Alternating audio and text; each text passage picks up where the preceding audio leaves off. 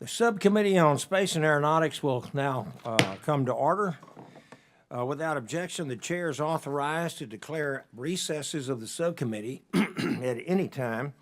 Welcome to today's hearing entitled ISS and Beyond, the Present and Future of American Low Earth Orbit Activities. And now I would like to recognize myself for 5 minutes for an opening statement.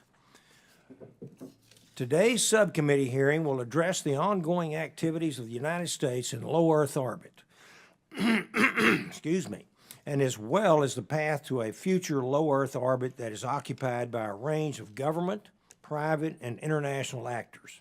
Last month, this subcommittee considered the role of NASA's Artemis program in establishing America as a leader in human space exploration on the moon. Our hearing today will focus on human space exploration activities that are a bit closer to home, but no less important. Over 20 years ago, the United States established a continuous human presence in space through the International Space Station, which we all know as the ISS, weighing over 900,000 pounds and spanning the distance of a football field. The International Space Station is the largest single human-built structure in space. This one-of-a-kind research platform orbits 250 miles above Earth at 17,500 miles per hour and offers researchers several unique scientific opportunities, including access to a consistent microgravity environment and the extreme conditions of outer space. Not only is the ISS a technological wonder, but it also represents impressive achievements in international cooperation and foreign policy.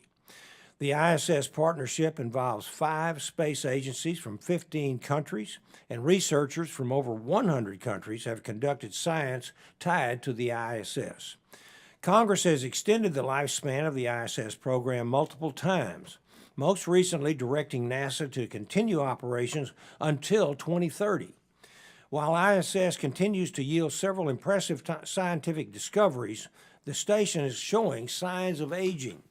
NASA has solicited industry input for a U.S. deorbit vehicle capable of safely deorbiting the station by burning it up on re-entry.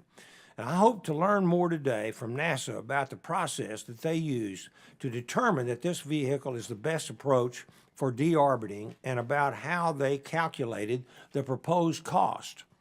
Congress must consider the United States' objectives for low Earth orbit, also known as LEO, and plan for a future that does not rely on the ISS. Selecting the correct approach will depend upon a range of factors, many of which we will explore in today's hearing. First, we must assess how LEO activities promote the national interest. What does the United States seek to accomplish in LEO? What are the consequences of a gap in the United States' LEO presence? How will we maintain the international relationships that have grown through ISS? And how are other nations, friendly or otherwise, moving forward with LEO activities? And then we must understand NASA's role in these objectives. What research priorities must NASA complete before ISS retirement or transition? How do NASA's LEO activities facilitate other human space exploration activities? Finally, we must understand the developing commercial marketplace for LEO activities and services. How can commercial providers facilitate NASA goals? Will these commercial capabilities be available before retirement of ISS? We have asked for answers to these questions in previous legislative efforts, and we continue to stress the importance of obtaining clarity on these points to inform future LEO activities in a post-ISS world.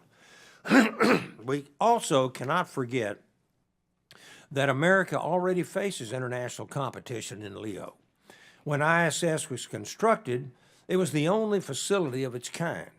Today, the Chinese Communist Party operates a space station that has hosted taikonauts in LEO since 2021. The CCP has also solicited international partnerships to conduct research activities on this station.